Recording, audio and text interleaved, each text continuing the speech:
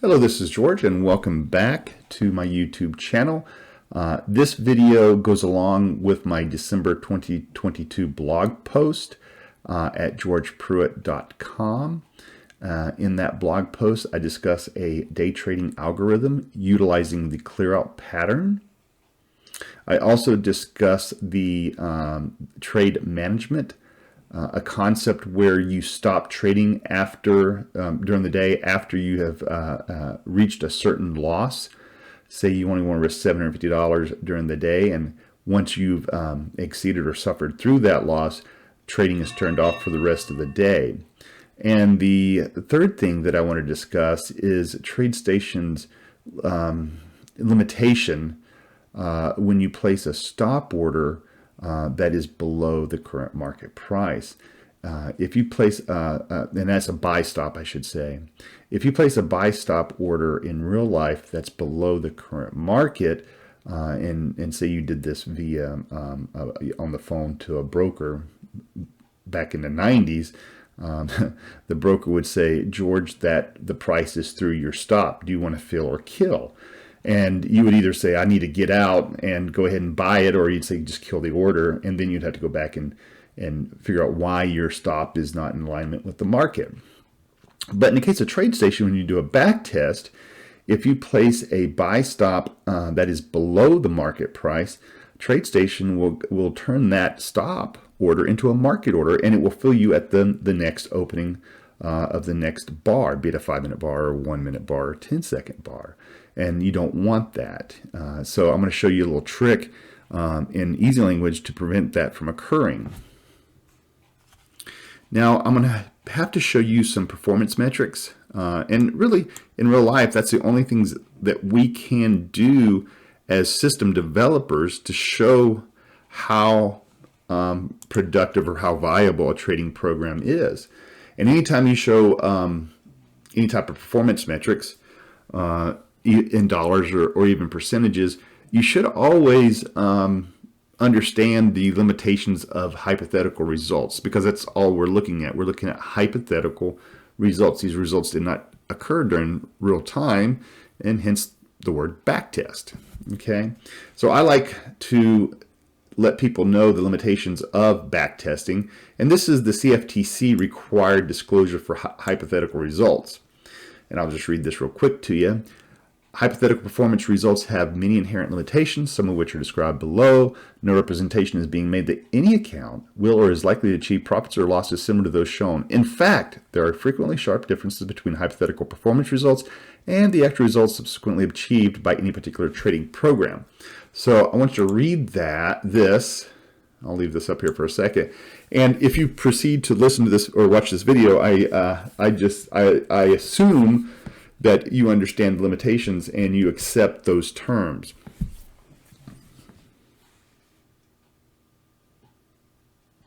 Okay, let's get back to the pattern that I want to discuss. First, it's called the clear-out pattern.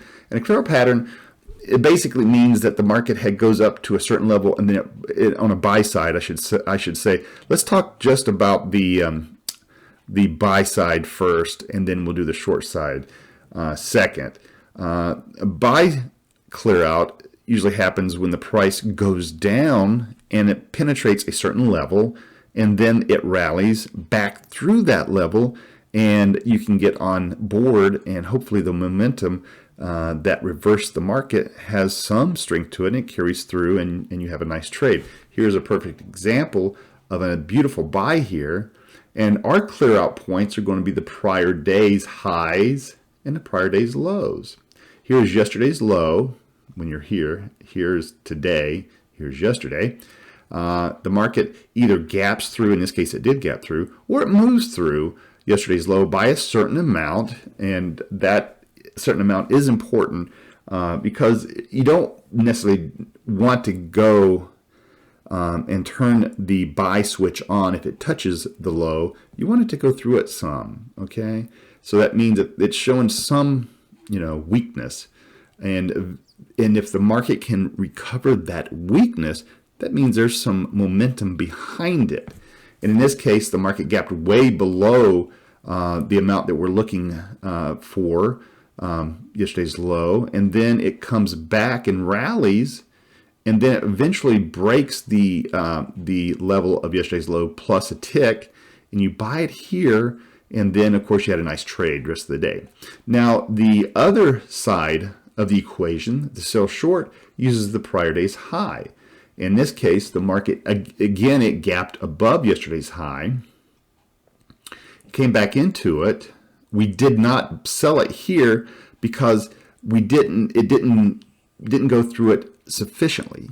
So, and that's part of the equation, or the calculation, I should say. So the market did rally and went up here by the amount to say, okay, we've moved above yesterday's high a certain amount, enough to turn my toggle or my switch to sell short on. And so we sold short at yesterday's high minus a tick, and this trade turned out to be a winner as well. Now those are two perfect examples of when the clear out pattern works perfectly, or somewhat perfectly. Here's an example of when it does not work. The red line represents yesterday's low, so we bought, or pretty close to it. So we bought yesterday's low, got stopped out. We bought yesterday's low, got stopped out. We bought yesterday's low and got stopped out again. We did not buy here because of the trade management that I'm also going to discuss in this video, where we do not take a trade after a certain amount of dollar loss has occurred. So we turn trading off.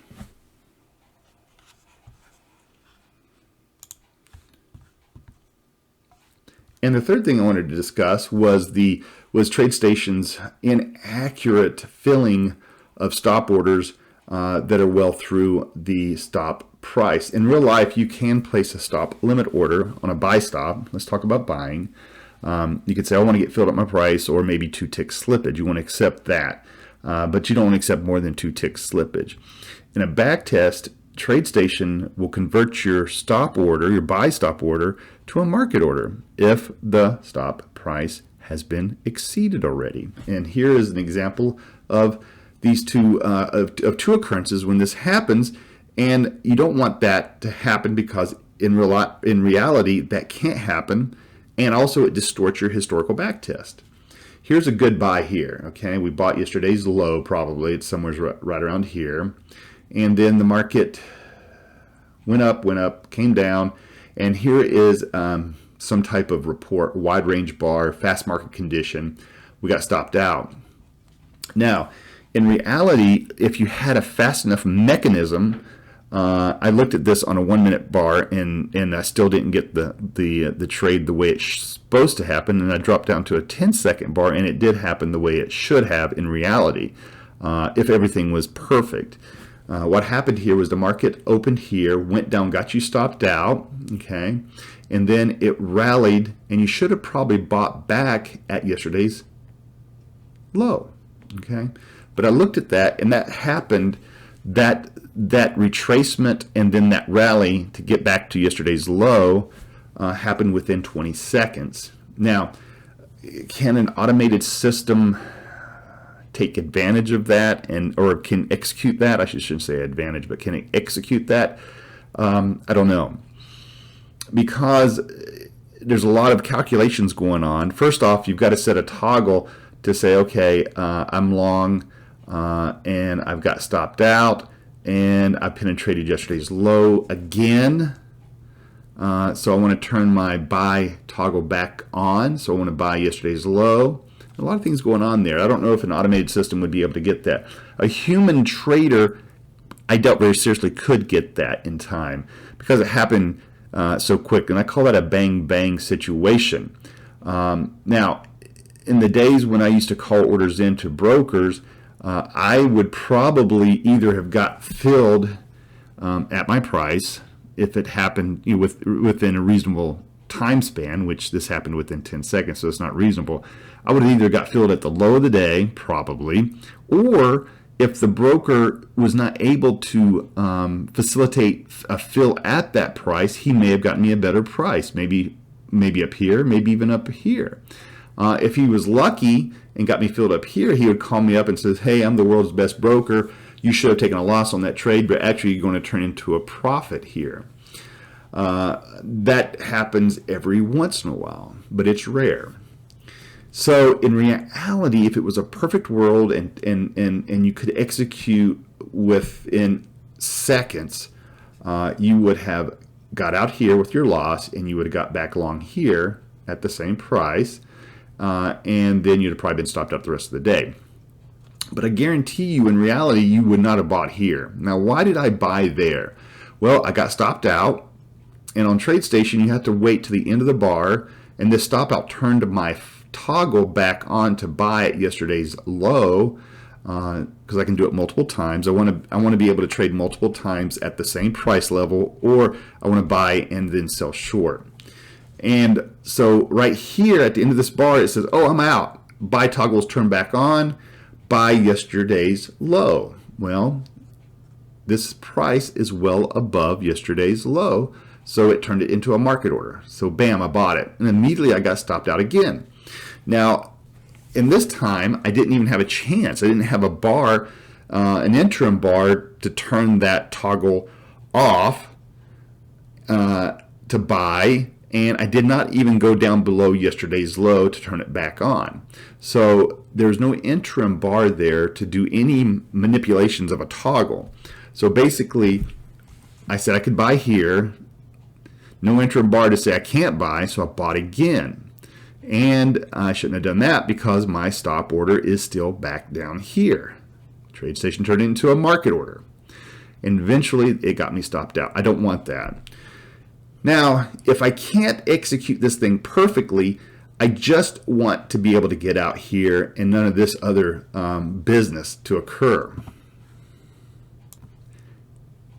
Here's the trade, and I just extrapolated the information or the bars I needed. I wanted to buy there, and if I can't buy back here, like if it was a perfect world, then I just want to get stopped out. And I don't want to place any buy stops up. I don't want to be filled on any buy stop that's down here at these levels. So basically, I will accept this. I'll take my loss, and if I can't execute perfectly, I'm happy with this situation. And I'm going to show you a little trick on how to do that in the EasyLanguage. Here's another example of a nice trio of trades. Well, one's not that nice. And this is the reason I wanted to be able to trade at the same price multiple times and just control the number of entries based on a max loss on an intraday basis. The market moved down below yesterday's low by a certain amount, rallied, we bought it there, we got stopped out, that's okay. A lot of times this thing takes 2 or 3 drives to get right. Finally, we did it again. We bought here, had a beautiful trade. We took out yesterday's high by a certain amount right here, and we sold short, and then we got out at the end of the day. This system involves 2 different exits. We have a fixed trade stop loss, I think it's $500, and we also have the exit on close. We also have the trade management where the user can say, okay, after I lose $1,000 on an intraday basis, if I lose 1,000, I don't want to trade anymore. Turn trading off, toggle that off for the rest of the day. Had this driven down again and we had lost 500 and 500, which is 1,000, we wouldn't have taken any more trades during the day, and I'll show you how I program that as well. Okay, so when you set down to program a system or an algorithm that involves several different components, and these are important components, you want to make a list. And you say, what do I need to program the clear out day trading pattern with and limit the maximum daily loss? Those are the 2 most important things we want to discuss. The trick that I'm going to introduce to prevent you from buying at worse prices on a stop, that's just a simple trick, and I will show you that. It's only 1 line of code on each buy and sell short directive. So how do we do this? Okay, at the beginning of the day, once a day, before trading commences, lock down the current net profit and turn trading on if a certain criteria is met. So at the beginning of the day or sometime during trading commencement, I'm going to go ahead and capture the net profit, which is a keyword in EasyLanguage, at the beginning of the day. So if the net profit is $5,000 and I monitor the net profit during each 5-minute bar as it progresses through the day, and I say, okay, net profit is now 4,000, that means I lost $1,000 because it started at 5, I'm now sitting at 4. If that amount exceeds the limit that I have allowed for, then I want to turn trading off. And we need to track, number 2, we need to track the day's intraday movements and toggle the buy and short clear out switches to on and off. Meaning that I need to measure the market as it goes through. Let's talk about the short side. As the market goes through the high, I need to make sure I say, okay, that toggle's turned on, but did it go enough above yesterday's high to toggle on the switch to sell short if the market retraces? So we need to do that at the beginning of the day as well. And like I said, I want to enter positions using valid stop orders. Do not allow repetitive entries at worst prices. Stop trading once the maximum daily loss is reached. That's easy enough. And I'm going to allow the user via the inputs to modify some of these things, like the amount you want to penetrate, the high or the low buy, the dollar stop per trade, and how much of a maximum intraday loss do you want to take before you turn trading off. All that's going to be handled via the inputs.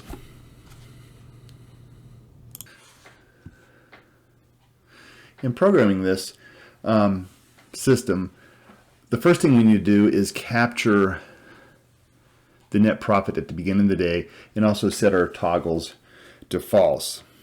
And we can do that right here in this if-then block.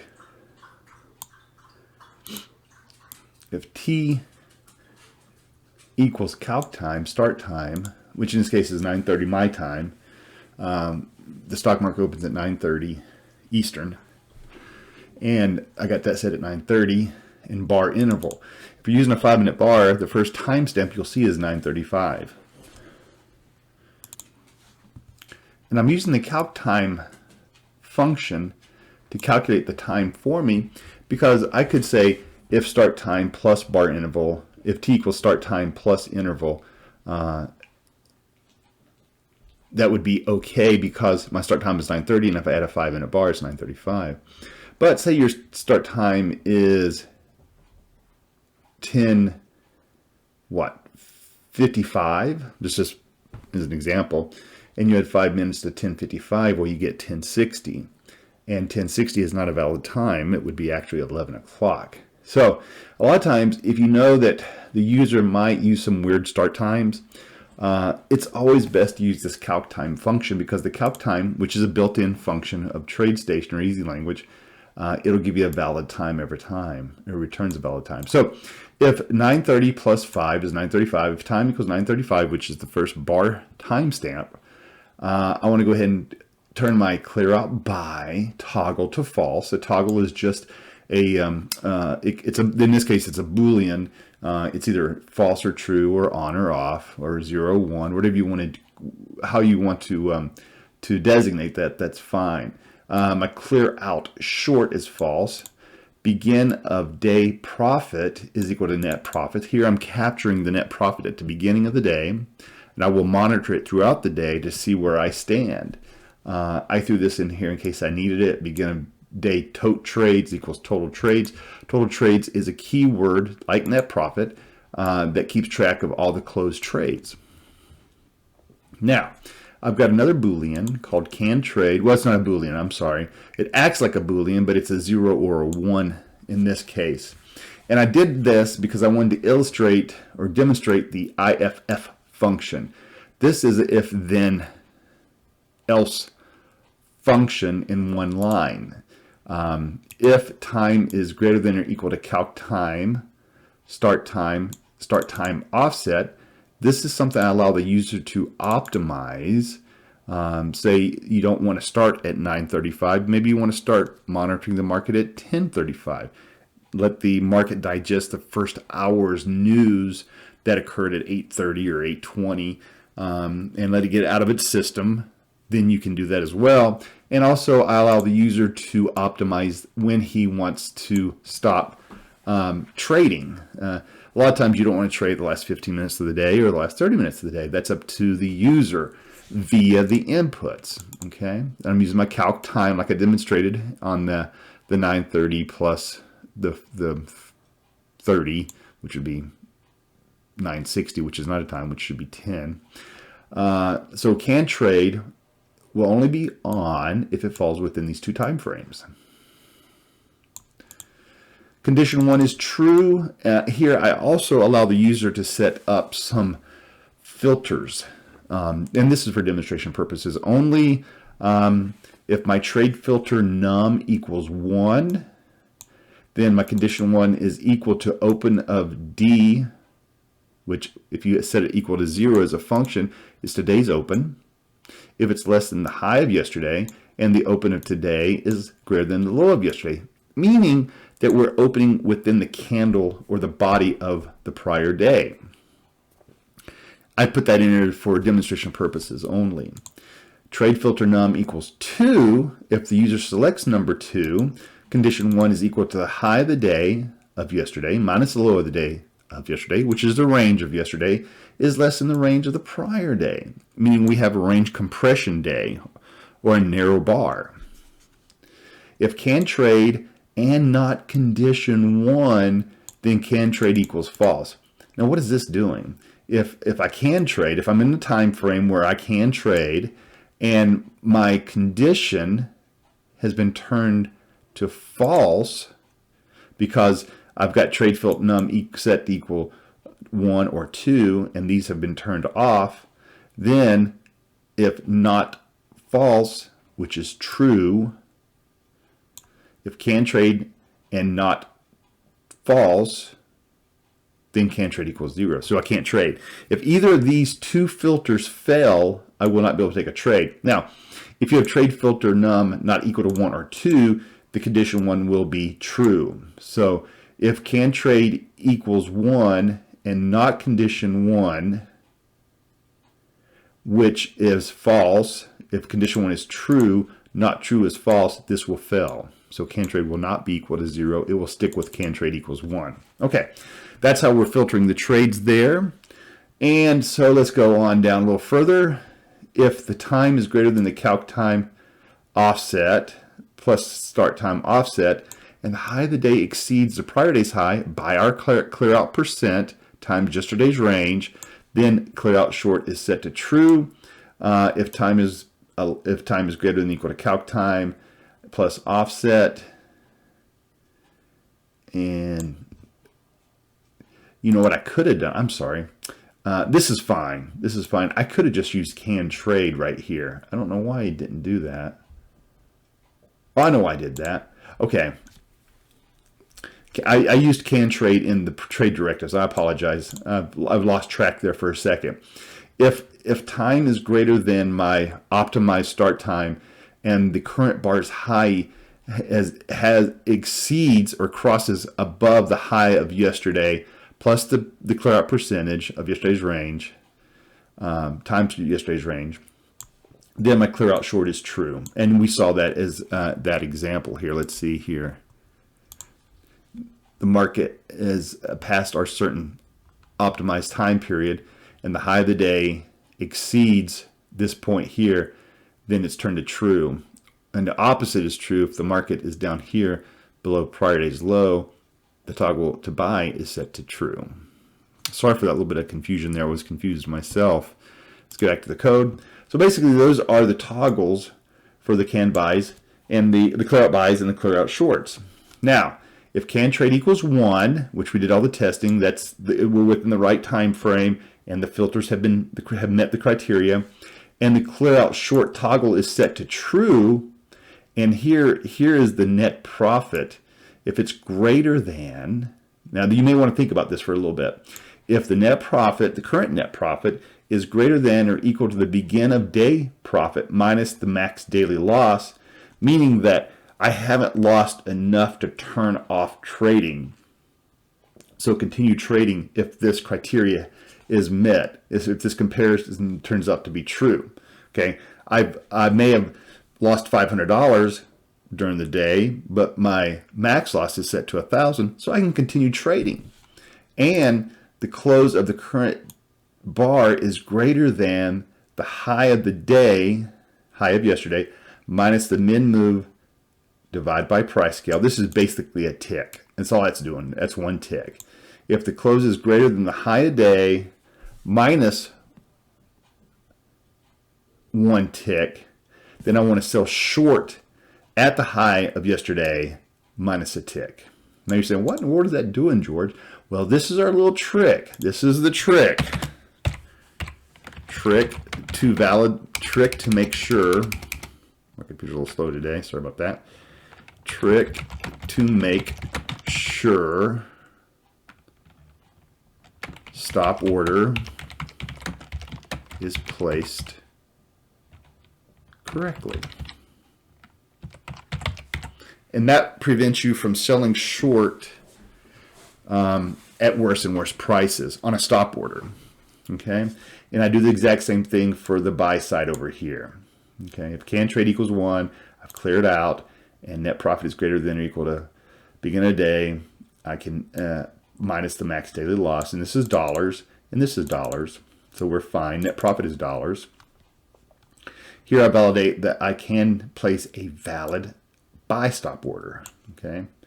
Now, if I do go long, I want to be able to potentially take out I want to do the clear out buy again. So if I get long and I want to be able to set up the ability to do another clear out buy, I turn clear out buy to false. And then if the market does go down, I get stopped out, but then it rallies again above yesterday's close. Yesterday's low, I want to be able to buy again. Okay, so that's what these two bits of code are doing. Toggle to turn off clear out short must wait for setup. So it's got to be set up again once we are in a position. Set stop loss on a max trade loss. Okay, that's your stop loss. And set exit on close. That's the strategy. Now this system, I'm gonna leave the the optimizations up to you. I did a quick optimization just to see what this would do, and the numbers are okay. This is not I wouldn't call this a pure day trading algorithm. I would consider it a component of a day trading algorithm, but the numbers aren't too bad. Let's get them to calculate. What I do like about it is, I don't know what trade, let's see the settings, what trade number. I'm using trade filter num 0, so it doesn't want to be filtered. I'm using a $500 maximum daily loss, and my max trade loss is 400. So basically that says I can take up to 2 trades a day. Or I can take up to, let me take that back. I can take up multiple trades of the day as long as I don't exceed a $500 loss. So if I have 2 $400 losses consecutively, I will not continue trading. My start time is set at 9:30. I don't want to start monitoring the market or placing trades until 45 minutes after 9:30, which is 10:15. My end time offset is 2:30. My end time is 2:30, but my offset is almost an hour after that. So that's 3:30, which makes sense. Now my clear out buy percentage is only 5%. So that means the market only has to go through yesterday's low by 5% and then work its way back up to the low. So you're getting a bias to the long side here, and let's see if that reflects in the performance. Make a little bit more money on the long trades, but you have a lot more short trades, which is interesting because that bias, you would thought, because you're forcing the market to only go up through the yesterday's high by a smaller amount than you're having the market go below yesterday's low by a smaller amount than it has to go through yesterday's high to sell short. So the bias didn't apply there. The average trade net profit is $61. The equity curve is right here. Yeah, it's not too good. But I just wanted to show you how to program those 3 important components, how to limit the the trading after certain losses occurred during the day, and do the clear out toggles and also how to place a realistic stop order. And don't let TradeStation fill you at worse and worse prices. Okay, that finalizes it. If you want to take a look at my blog at georgepruitt.com, and also remember this topic is exactly similar, or not exactly similar, is very similar. And there may even be an exact example of this in my high-res edition of Easing into EasyLanguage, which is the second book in the trilogy. That's where I talk about using intraday data. EasyLanguage has two paradigms. It has a daily bar paradigm and an intraday program paradigm. The foundation methods that you learn will carry over into the high-res edition. But you really must remember you're working on a 5-minute bar versus a daily bar. And I explain how that occurs in the high-res edition. I appreciate it. Thank you very much. And I hope you enjoyed the video.